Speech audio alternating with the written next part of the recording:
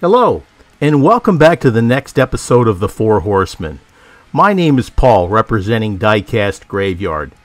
Myself, along with Keith from Outlaw Speed Shop, Jeff from 164 Revival, and Xavier from Diecast Show Customs make up the Four Horsemen.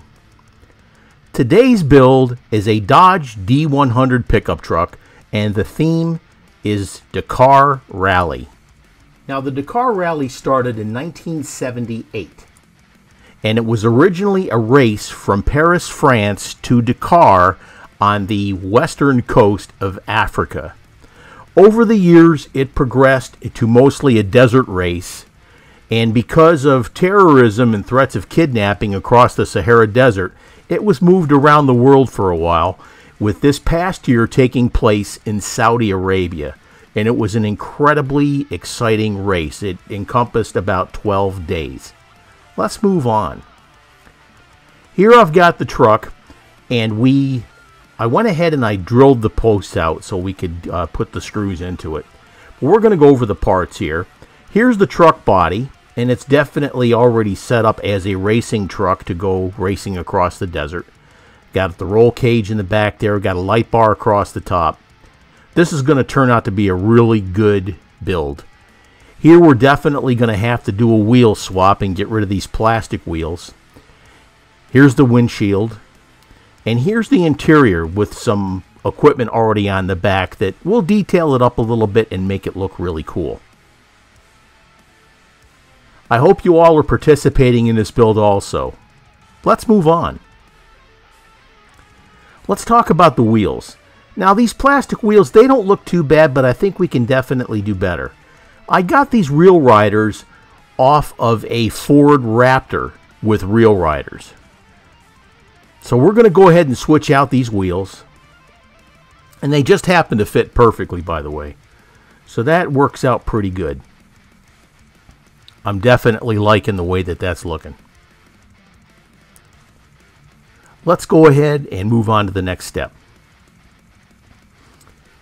There we go. We've got the wheels glued in place, and we got the truck back on top. That looks fantastic. Let's get the paint stripped off that body. Here we're going to put the body in the embalming fluid, aka citrus strip. Make sure you coat the inside and the outside. Now, we are going to do a color change, but we are going to do it again in orange, and you'll see why here in just a little bit. I let my citrus strip drip off a little bit here just to put the excess back into the cup for a later use. Now, some people, like I used to, I would put the entire body in there and just let it set. I am trying to not contaminate my citrus strip to have all kinds of paint chips and stuff in there. So I'm shaking it all off, and I'm going to put it on this tray and let it sit on the tray. Plus, at a moment's glance, if I happen to look at it and it looks like it's all done, then I can continue on with it. That's looking pretty darn good.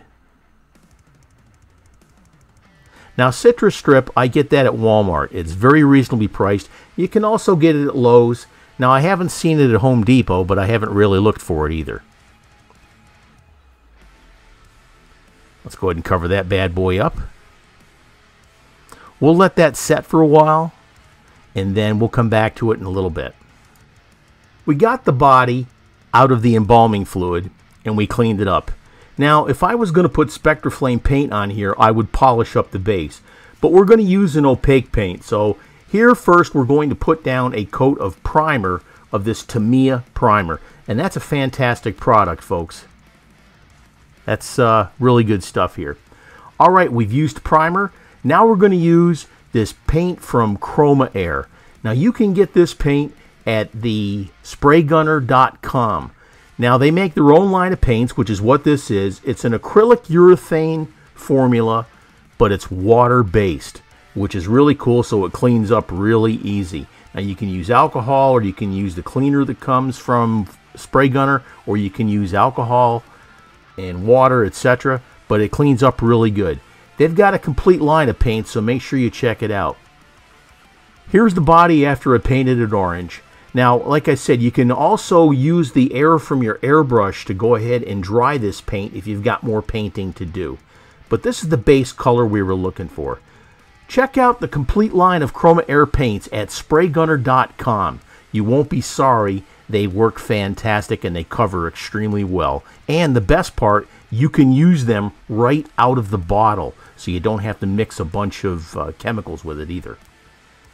The theme for this truck for me, the sponsor, is going to be Jägermeister. I happen to have some of these decals left over from a prior build, so I'm going to use them up. Now, one mistake I did make here, okay? When you go to put these decals on, you seriously need to put down a clear coat first. If you don't put down a clear coat, it's not going to adhere properly to the body of the vehicle that you're putting the decals on. So you've got to be careful here, folks. Now, what happened to me was, and I broke my own rule here, is that I put the decals on, but again, I put them on a flat surface. Now, the flat surface is kind of like trying to put paint down on a gravel road. It just doesn't give it a nice surface to hold on to here. And that's why that decal curled up with that Q-tip there. Later on, I went to put the clear coat on, and it blew one of the decals right off. Okay? So there's today's tip from your Uncle Paulie. Put your decals on a clear coat. Now, if you have to paint the vehicle afterwards with a matte finish, then come back over it with a matte finish. But if you got decals on, put them on a nice gloss clear coat. This build is actually going very smooth. I'm happy with the way things are going. Yeah, that was a mistake I made with those decals. That kind of sucked because then I had to wait for the clear coat that I'd already put on to dry, and then had to put the new decals on, wait for that to dry, and then put another clear coat over the top. So again, make sure that you put down your clear coat first, put your decals on top of it, then clear coat over the top of that again. Because like I said, you see how easy those are sliding around? All right? This because they can't grab onto. There's nothing to grab onto there. And I knew that, and I just was having a mind blank or something. But again, that's why we make these videos. So when you go to do something like this, you don't make the same mistakes that we do. But I wanted to make sure that I share that with you because, hey, I make mistakes too. But I want you to know what I did or didn't do so you don't make that same mistake. Or if I do something really cool, then you can copy it also and improve your diecast hobby abilities.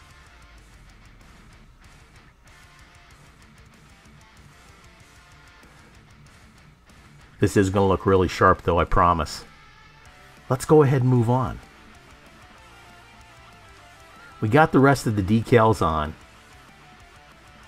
That's looking good. Got that big Jägermeister logo on there. Got our racing numbers on there.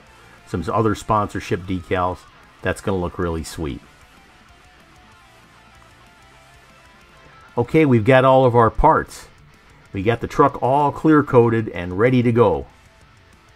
That looks nice. We detailed up the front and the grille. We detailed up the light bar on top. We detailed up the taillights. That looks really good. Here's the base with those brand new Real Rider tires on there. That looks good. Here's the windshield. Didn't do anything to that. Didn't need to. Here's the back end, or the interior.